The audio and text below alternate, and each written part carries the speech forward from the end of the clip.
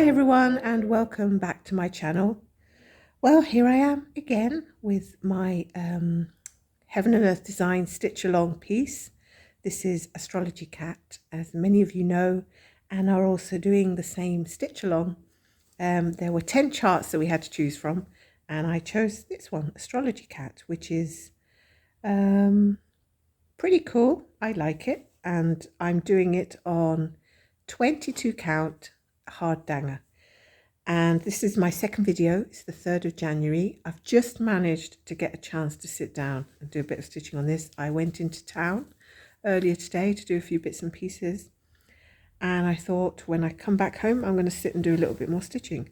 So if you see my other video, I only managed to do like a couple of squares up here yesterday. I did a little bit more yesterday and came all the way down to here, which is pretty good.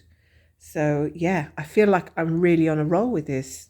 I can't believe that I've got so much done, and I don't want it to feel like I'm racing or anything, but I was quite getting into the groove with this one, so I was quite enjoying it. So I'm going to do a few more stitches today, so it'll be lovely if you want to sit and join me, grab yourself a drink, and if you're also doing the stitch along, come stitch with me. And don't forget to let me know in the comments how you're doing and how you feel about it, and you know what sort of goal you might have set yourself or not set yourself according to you know how the year is going to pan out for you. Are you going to do all of the full pages, or are you just going to do whatever you fancy and not have to worry about getting any kind of end result?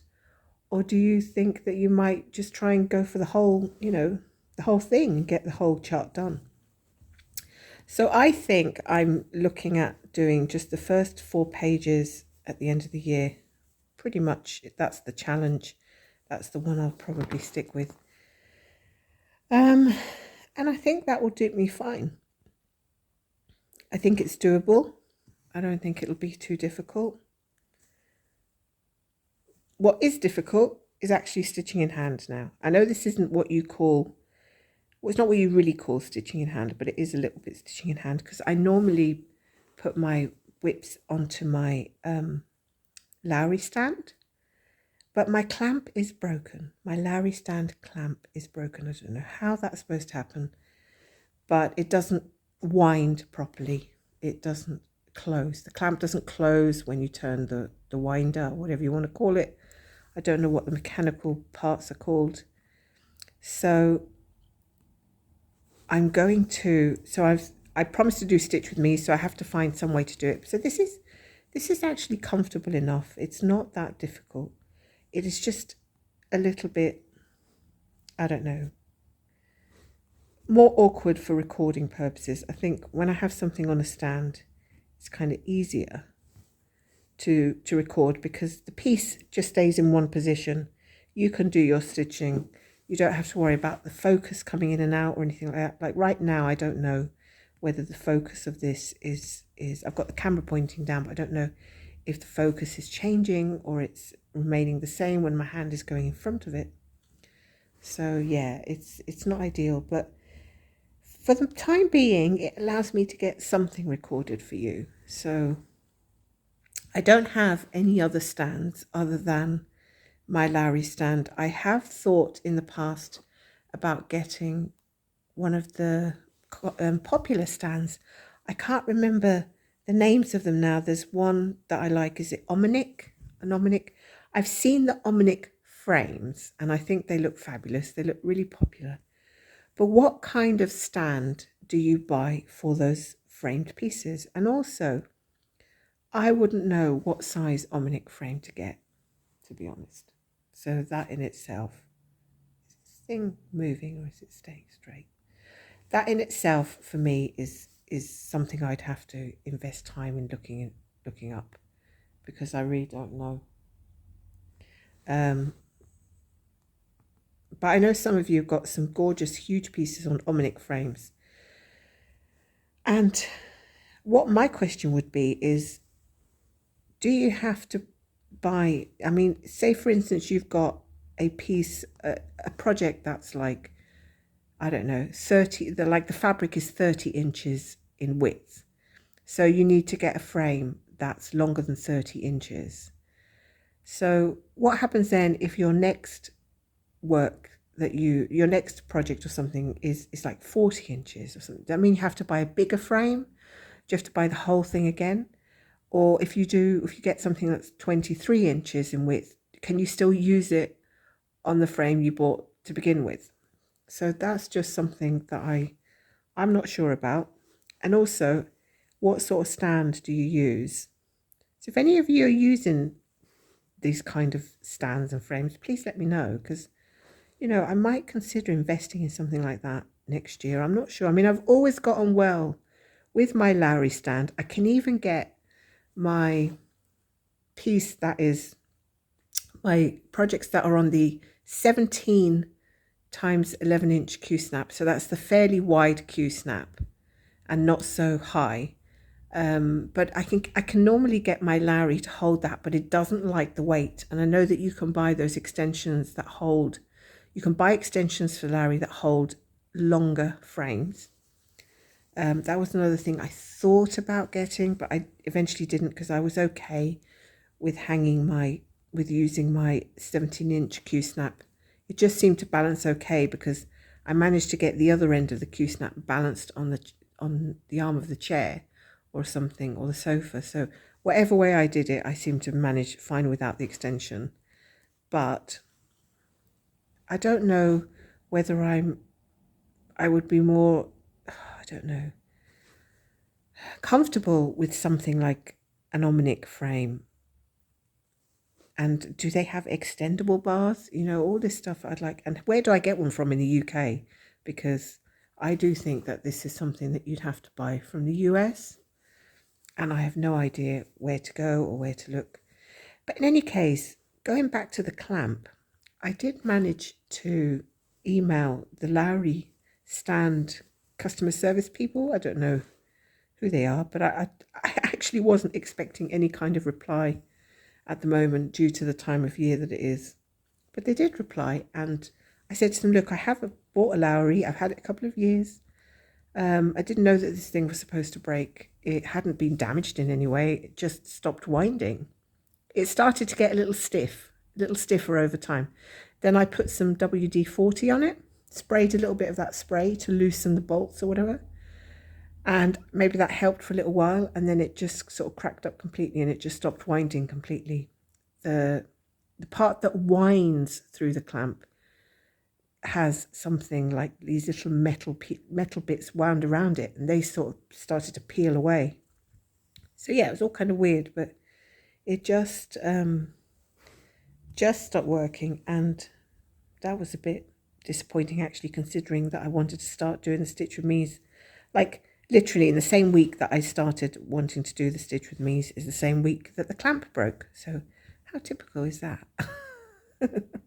Isn't that a bit ridiculous? But hey, I guess that's the way it rolls. So we'll see what they say. They came back and said, yeah, sure. If you want to send it to us, we will see if we can fix it, which is great, because if they can fix it, it might save me a bit of money on buying a whole new clamp, because the last time I looked at the clamps, they were about nearly the same cost as the Lowry stand itself. And I thought, well, I'm not going to buy a clamp for, nearly the cost that I paid, almost as much as I paid for the whole Lowry, which seems a bit ridiculous. So yeah, I said to them that I would send it to them, and then they could let me know if it's fixable, and if it's fixable, how much they're going to charge me. Now, I don't want to run on too far ahead here, because then I do start to get a bit lost. And remembering that I didn't want to grid this piece. So without a grid, I'm going to have to turn this round. See how unneat it is. It's not too bad. It's still a bit furry. It could be worse. I've seen worse. So I've decided to work here in columns, because of the fact also that I don't have the grid on this fabric. So I don't want to go running too ahead of myself, because that does make things a bit hairy scary, let's say, and then I start losing track. Where I am, where am I going, what my name is, where I live, who I am, all that stuff just disappears into the ether. Oh dear, I feel a bit crackers today. Do any of you get those days where you just feel a bit crackers and you just come out with stupid things all the time? You don't really know why. And everyone kind of looks at you a bit weird, like, who is that crazy woman? I know that when I start chatting and stitching, it starts to get pear-shaped. I know that, so I'm trying to stay on top of this. Okay, I think I should park this one now. So I've got a big camera in front of my nose, so please bear with me. Okay, no, where am I going to park? Park. So follow this line. See, now the lines, the grid would have been much easier here if I had one to help me park. 1, 2, 3, 4, 5 left. I think I'm going here. Yeah. It wouldn't be much easier to park if I had the grid lines to guide me. But c'est la vie. Let's do the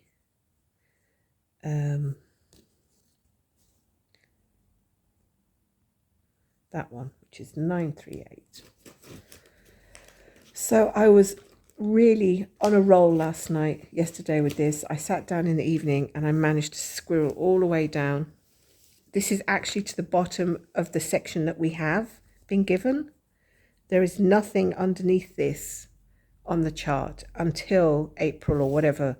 Maybe, I don't know if they're going to give it to us then or not, but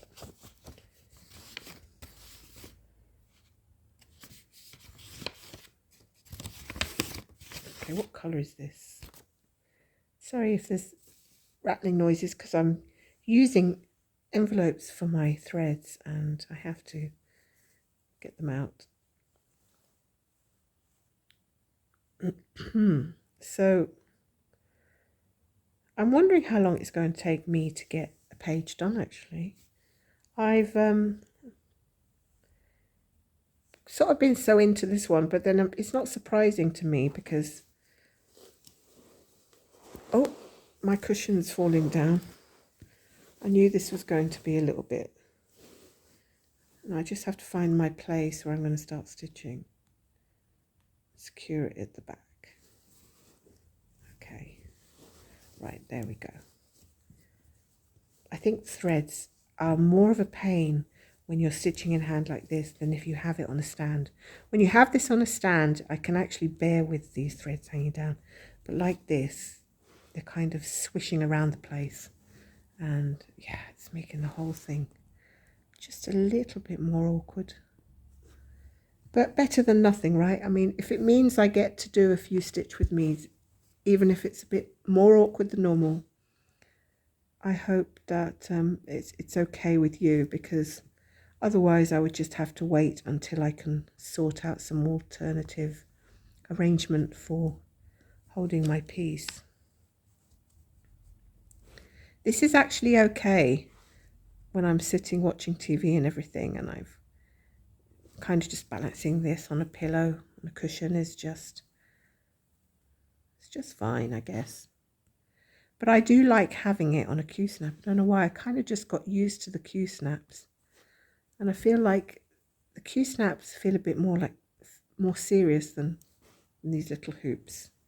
I always sort of associate these little hoops with my childhood and sort of beginners kind of thing. Like if I was teaching somebody to do cross stitch, the first thing I'd hand them is probably 14 count Ada and a little hoop.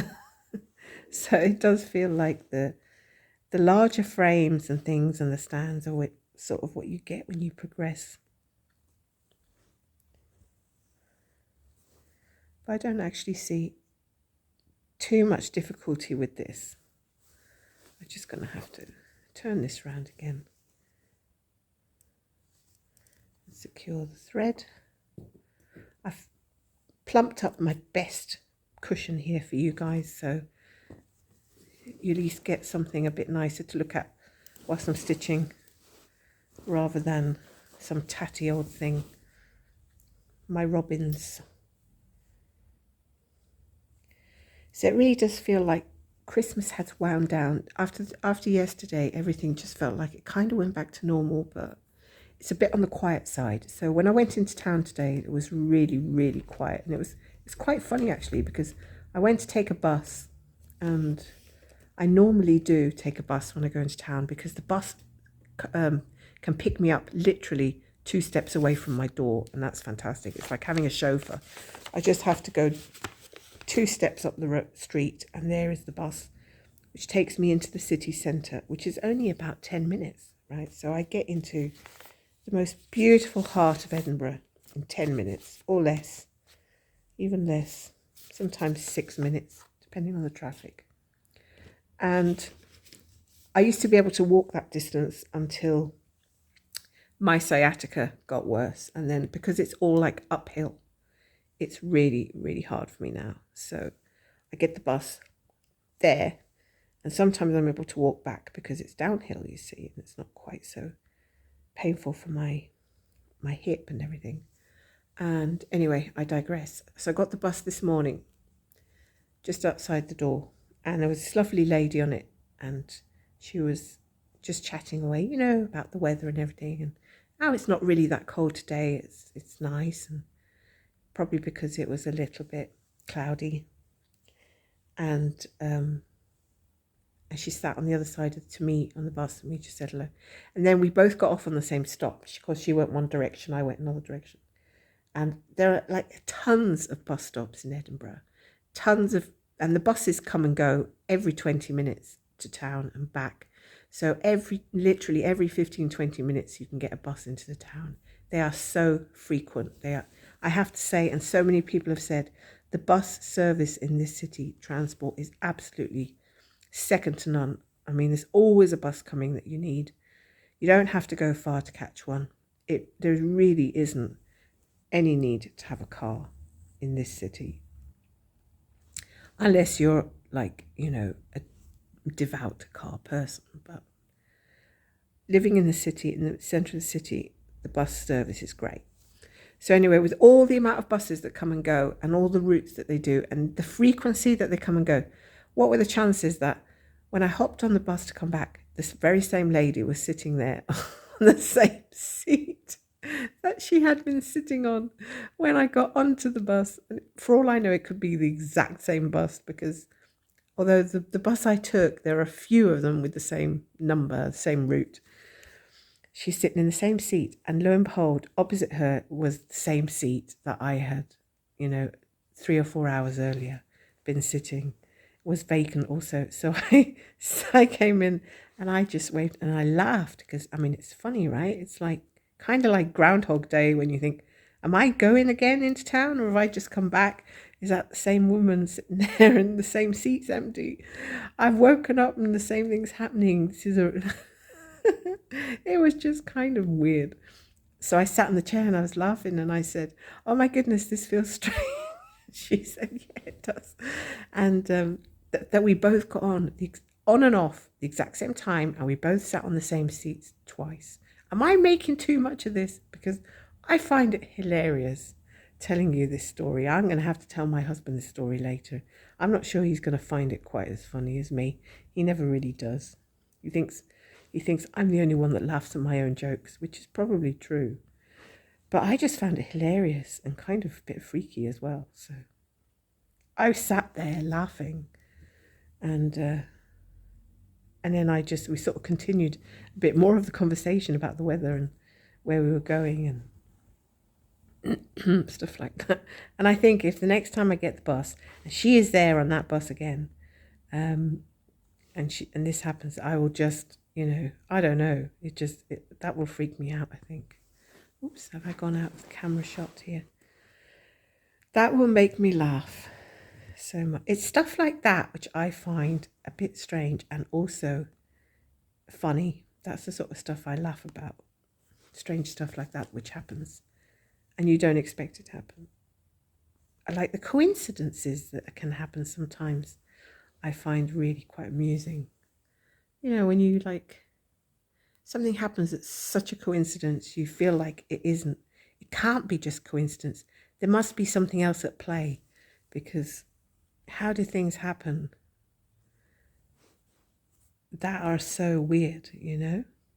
I'm sure some things like that must happen to you guys too. You'll have to let me know if something strange has ever happened to you that's coincidental, like my story there of the same woman in the same seat, and my seat still, you know, all the seats are, there's no dedicated seat where you have to sit. I just found it really weird that when I got on, I'm pretty sure she got off and hadn't been sitting there for 3 hours. Because if she was, that just would be too weird and very, very strange. Sitting on a bus for 3 hours. But when I got on to come home, she was still on the seat. She assured me that she had got back onto the bus. Okay, now enough of this, because I'm just laughing too much now. I know I'm going to go to bed tonight and I'm still going to be thinking about it. And I'm going to be laughing. And my husband will say, "Are you still laughing about the woman on the bus?" And I'll be like, "Yes. I'm going to continue to laugh about this for the rest of the week, I think. Because it's just so stupid that it's funny." Anyway, shall we get back to talking about some stitching? So apart from working on this astrology cat, I also worked a little bit on Home for the Holidays by Thomas Kincaid, which is my 22 count. Sorry, wrong again. 25 count, 2 over 1/10 stitch piece. And I have reached 77%. Woohoo! 77% is a lot of percent, guys. That one is out of the pan this year, I'm pretty sure. I'm going to get that one finished this year, the rate I'm going with it. So I'm very, very, very happy about that. I'm also a bit lost. Where am I going? Did I do that stitch? That's okay, this stitch here. And managed to do like 300 stitches on that one yesterday, as well as getting to the bottom of here. Like, I did a marathon of stitching yesterday, more than I normally do. I think it's because I'd started this and I just want to keep up. I want to be able to keep up. I don't want to finish before anybody else. I started off doing it and I was enjoying it. I want to see this picture come to life a little bit more. Because I know that other people are going to go way ahead of me, or they always do. And I'm going to start seeing all of their progress and be really jealous that I'm so far behind, which is why I don't want to get so far behind, if you know what I mean. I want to not be the last one in the race. I know it's not a race, but I don't want to be the one that gets to the end of the year and says, "I'm still on the second page," you know, and everyone's sitting there all smugly, having done all their 4 pages and even the entire thing. I think I'm going to park this one now. Down here somewhere. 2, 3. Okay, so I'm not going to do super duper long stitch with me's. I think I can do them more frequently if I do, what have I done now? 30 stitches. That's cool. I've been talking the whole time. I can do them more frequently if they're not too long. So if you prefer that to me doing like 2 hours, which for me would be too much really, because yeah, that would just be too long stitching time, I think. So I think half an hour to 45 minutes, even an hour if I've got, you know, nothing else to do, I can do. And yeah, I'm actually quite comfortable like this, stitching it. So if you're happy with that, I can continue like this until my Lowry gets fixed or whatever. So working one strand here is going well. Quite liking this. And it's such a smooth process on this hard danger. It really is. And it's not the best coverage in the world, but I like it. I'm happy with the coverage on 22 count with 1 strand. 2 strands would be way too bulky for me on this count. 1 strand tent would not have enough coverage for me on this count. So over 1 on this, and 25 is fine for me. I actually prefer this fabric to work on than the 25, but I prefer that the 25 count fabric has a grid. But hey, you can't have everything you want. Sometimes you have to compromise with things. So I lose the grid, but I get a teeny bit slightly bigger square than I do on the 25 count, and it really goes in smooth like butter. I mean, 25 count is not difficult to stitch on the easy grid even weave that most people use, but this hard danger I find incredibly smooth. And it's smooth, my needle goes in smoothly, but it's also nice and taut at the same point, which is what I also like. Do not like my, right, what have I done here? Okay, no, just do this one. Do not like my fabric to be stiff. That's what I don't like. Where you touch the needle and it's like all scratchy. That's what happened to this 20 count piece that I had intended to use, and I had to dump it because it was too scratchy. I think I've made a mistake here, or I've done a stitch too less. Now, when I'm working like this and I'm going down in something like a little step, I get completely lost. My brain doesn't like counting this way. But because I'm sort of not redoing rows at the moment either, I'm sort of a bit all over the place, to be honest. I've missed a stitch somewhere. I think it's here. Okay, so from there, 1, 2, 3, 1, 2, 3. Yeah, I've missed a stitch here. Now let me tell you, if you're doing this chart, there's a lot of browns in this beginning piece. So if you park in the wrong place, oh, holy cow, you are going to get confused, because look at all those browns. I mean, you need a sharp eye to be able to differentiate between all these colours. But apart from that, oh goodness me, I haven't been able to secure it. Apart from that,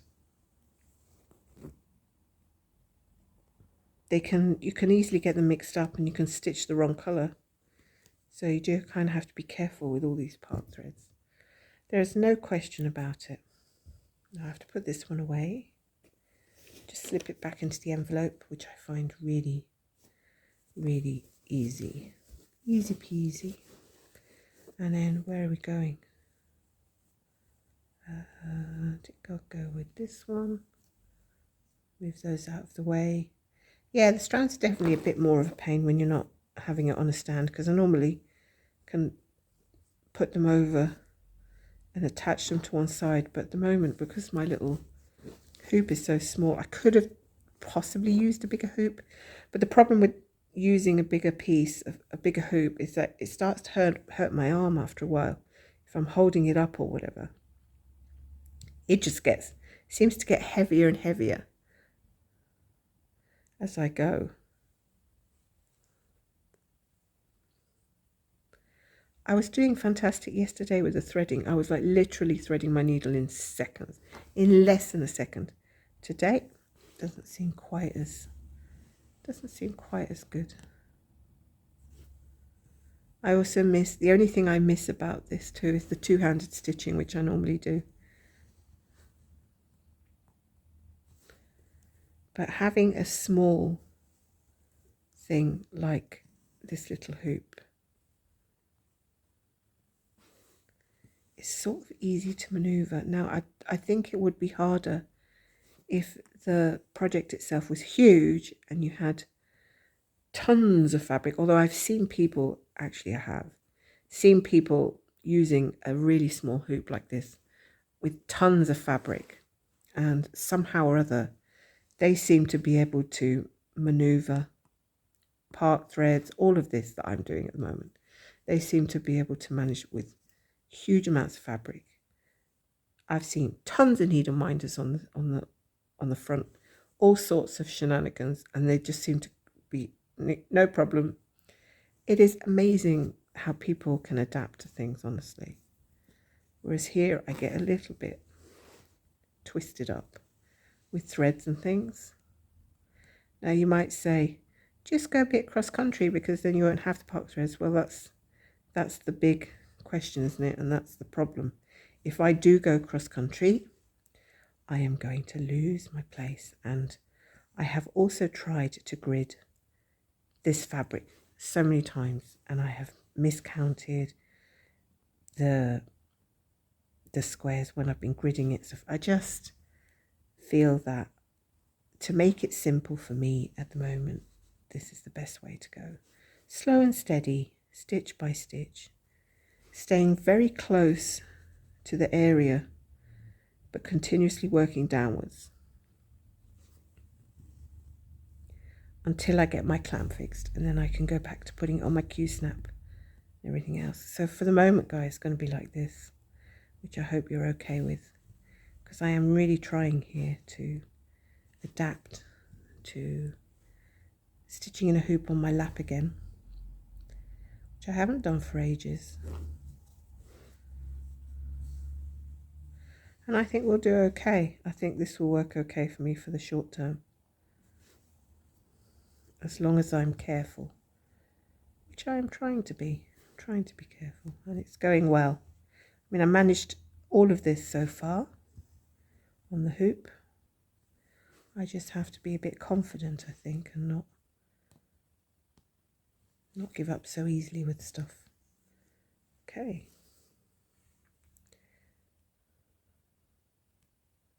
That's pretty good so far.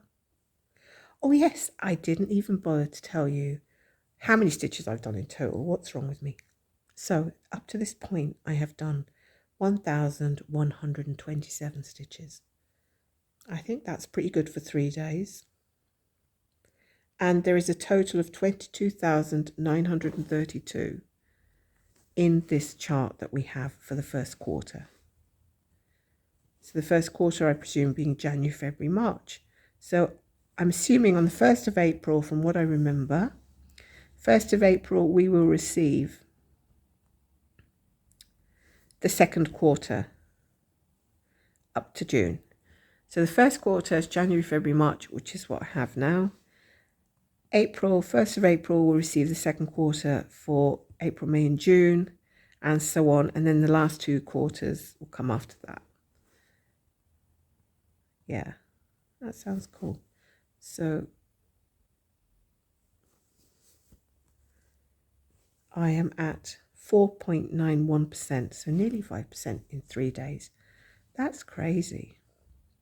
But then I do have to remember that it is 5% of this section only, not 5% of the entire chart.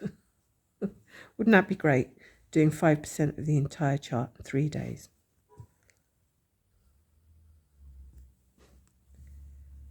So this is actually, I'm getting into the groove of this now. It's working pretty well. Just keep stitching, just keep stitching. So have any of you run into any problems starting off your stitch along? If you're doing the stitch along, are you happy with the chart you've chosen? Do you regret not choosing a different chart? I mean, I've read some people saying that they'd wished that they had chosen a different chart, which is such a shame, really, because, well, it's kind of a shame that you'd feel that way after choosing one and then thinking, oh no, I wish I'd chosen a different one. But I think that can happen too. I did initially want to go with the, I think it was the red mushroom, and I kind of like the fox as well. I also thought about the Tintern Abbey because I like architecture and buildings and castles and things like that. But it didn't excite me quite enough, really, as a crop. So I settled on the most colourful one because a lot of the things I'm doing outside of this cell are, well, the Thomas Kincaid piece is very sort of, it could almost be monochrome. It's just mostly purples and greys. Pretty much just purples and greys. And my big piece, Riverwalk Charm, has tons and tons of trees and leaves and browns and oranges. So this one I thought looked like a fun piece because it had such bright colours on it. And I like cats because I have a fluffy cat. So I thought, well, maybe that's the one for me. And didn't Heaven and Earth Designs just release a free chart? And if you haven't seen it and you are in the HAED Sal group, you have to be in the group and doing this to qualify to get that free chart. She posted it. I don't know if it's still there, but she posted it on the Facebook group. And it's something called Ladies Sitting and Sewing, something like that. And it's absolutely gorgeous. I really, really love it. And I feel like I want to do it as well. So please tell me I'm not crackers, because I think I'm going to go crackers. Because I said to myself, I was not going to go completely nuts with new starts this year. I said that last year and I kind of kept to it. And I said, I'm not going to do it this year because I do want to see progress. Well, first of all, I want to finish my Thomas Kincaid one this year. Secondly, I want to see progress and carry on seeing progress on Riverwalk Charm. I've only just really recently started Fairy Whispers and I need to find time to do that one. So I just don't think I could squeeze it in. And also, as much as I love it, it's huge again. It's like 300, I think I looked it up, was something like 357,000 stitches. That is huge. That's as big, if not bigger, than my Riverwalk Charm, which is a large piece that I started 2 years ago, and I'm only 40% in. So I don't think it's a good idea to start it. However, I like it, so I'm going to keep it. And the other thing I was thinking was that I think I might like it, just a teeny bit smaller. Like if she could do a rechart of it in just even a third smaller than what it is, that would seem less daunting for me. So I might ask, and I don't know if she'll do it. She might do it for a small fee, whether she'll be able to do a slightly smaller version. I don't think I'd go with a mini, but I think slightly bigger than a mini. The what do they call it? Requester size, where something in between the mini and the large version. Exactly what I've got with the Fairy Whispers. That would do me great. And then I might consider starting that one at the end of the year, or maybe as a 2025 start. Could look into that, because I'll be finished with this and I'll be finished with the Thomas Kincaid. So new start for 2025 could be the one that she has given as a freebie. I'll even put the picture up here so you can see it on the camera, and tell me what you think. Do you think that might be a good idea? So if I start it in 2025, would anybody be interested in starting it with me in 2025? Let me know. Okay, I'm going to finish this couple of stitches because I really love it. I fell in love. It's my kind of thing, vintage. And I find it amusing that I would be sewing a lady who's sewing. That just seems like, it's kind of like the picture inside the picture. It's quirky. I like quirky. As you know, after my bus story, which is a very quirky story.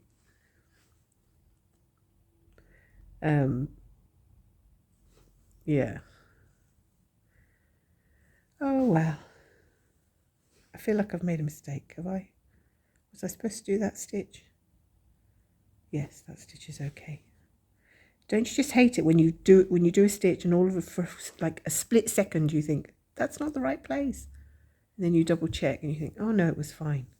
That is where the stitch was supposed to go. Okay, so I hope that I have provided a little bit of fun company if you're stitching, whatever you're stitching, whether it's a stitch along or whether it's something else. I hope I've been a little bit entertaining. And oh, here we go. I've just spotted a part thread that isn't supposed to be parked. Oh, that's so typical. Anyways, what colour is that? Should be like a reddish colour, yeah. Do you know what it is? It's that I park it here, but I don't put the park symbol on Pattern Keeper, and then I'm confused as to which of them was the mistake. Whether the mistake was the thread or the mistake was the not adding the symbol, park symbol. But anyway, it doesn't matter. Here we go. So I hope that I provided a little bit of company with you and your stitching, and I think I may do these a little bit more frequently. A couple of things I have been asked to do. One of them is, am I going to do some more history podcasts? I did 3, I think, in total, history podcasts. And basically what it is just me waffling on about history and stitching at the same time. So I picked a couple of historical events that I found interesting, and I kind of researched them. Obviously, I've read books about them and what have not. And I then did a video stitching and talking about the historical event itself. So far I've done Mary Queen of Scots, who I'm absolutely obsessed with. And I did, I think that was it, wasn't it? Oh, the witches. I did one about Scotland's witches. Yeah, so if, I know that some people really enjoyed that. So if I get a chance to, I'm going to do a little bit more research and see what I can find to do a few more of those history podcasts. But they do take a lot of effort from me. I do have to go researching and pulling out all the information, as well as trying to get a little bit of footage on video, which I think always adds something a little bit unique to the telling of the story. And so basically what I'm trying to say is that it's not something I can kind of whip out really quickly, that it takes me a while to get a whole podcast thing together of a historical event. Because I'm quite fussy about the details and about, it doesn't have to be perfect, but just so that it's cool, so it's good, so that it isn't just something that I've slapped together. I'm conscious of producing something interesting enough that warrants making an actual video, even if it is a stitch with me. I don't like to be sloppy about stuff. I like to just think things through and make sure that that I have the facts correctly, and that I can put an interesting spin on it rather than just reciting something out of a textbook. I like to give my own opinions, my own thoughts about things as well. So yeah, it takes a little while to get that together. So I'm probably not going to have something like that ready this month, but I'm going to start gathering ideas and writing down stuff so that I can do another one for you and have it up. Maybe early February. Let's see if I can aim for that, which isn't far away now, guys. We're already into January. Last year's gone, of course, so now it's all going to be sailing towards the end of the year before we know it. It's going to be the end of the year. Oh my God, I can't even think about that. My head just cracks open when I think about the end of the year. And all our time, where has it gone? All the things we've done, disappearing into the mist. And all the things that we forget, that we wished we didn't forget.